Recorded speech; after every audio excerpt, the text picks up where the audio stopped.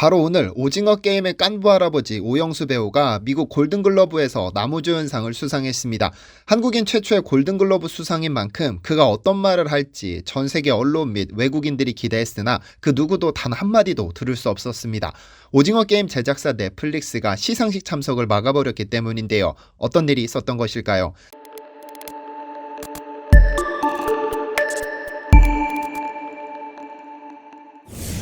안녕하세요, 디스멘터리입니다.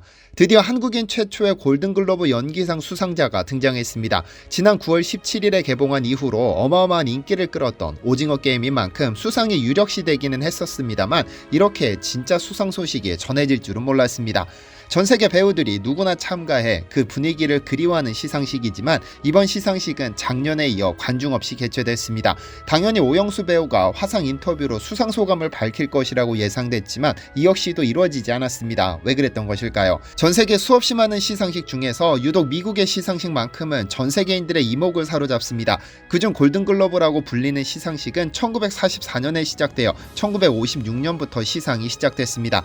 매년 미국에서 방영한 영화와 TV 드라마를 대상으로 하는데 그 위상이 가볍지 않습니다. 영화의 경우 아카데미상이, TV의 경우 에미상이 최고의 시상식으로 알려져 있지만 골든글러브 역시 꽤 이름 있는 시상식인데요. 그 위상이 어떠하든 한국인 배우가 수상한다는 사실은 늘 기분 좋은 소식입니다.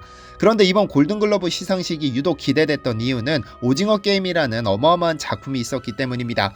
9월 17일 OTT 기업 넷플릭스를 통해 공개된 이 오징어 게임이 시청자들 사이에서 입소문을 타기 시작하더니 불과 일주일 만에 전 세계 TV 부문 1위로 뛰어오릅니다. 그리고 11월 7일까지 46일간 단 한 번도 1위 자리를 내주지 않고 넷플릭스 역사상 가장 오랜 기간 1위를 차지한 드라마가 됐죠. 비영어권 드라마가 이렇게 인기를 끌 수 있다는 사실을 증명하면서 한국 컨텐츠에 대한 기대감을 높여준 것뿐 아니라 실제로 오징어 게임은 전 세계를 강타했습니다.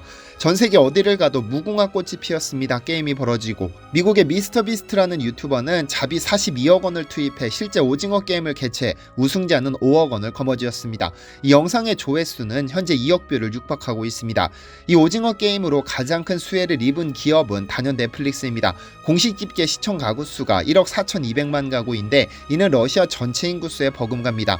만약 한 가구당 만원씩만 투자해 신규 가입했다고 하더라도 넷플릭스는 이미 오징어 게임에 투자한 제작비를 뽑고도 남죠.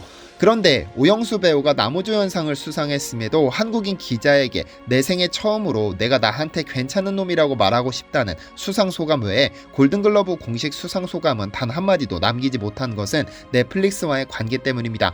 왜냐하면 넷플릭스가 골든글러브 보이콧을 선언했기 때문이죠. 지난 2월 이 시상식에 대한 스캔들이 폭로됐기 때문입니다. 지난 2021년 2월 미국 로스앤젤레스 타임스는 이 시상식을 주관하는 헐리우드 외신 기자협회 단 한 명의 흑인 회원이 없다는 사실을 폭로했습니다.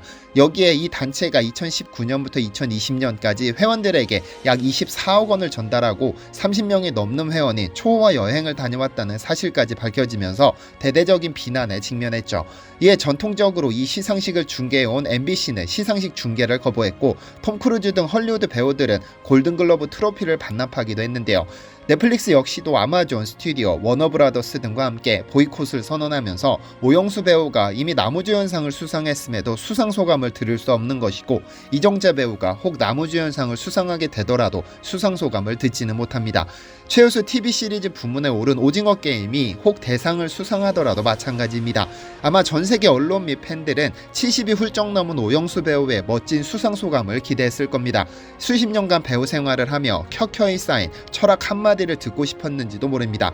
그러나 아쉽지만 이런 수상 소감은 차후 더 큰 시상식에서 기대할 수밖에 없겠습니다.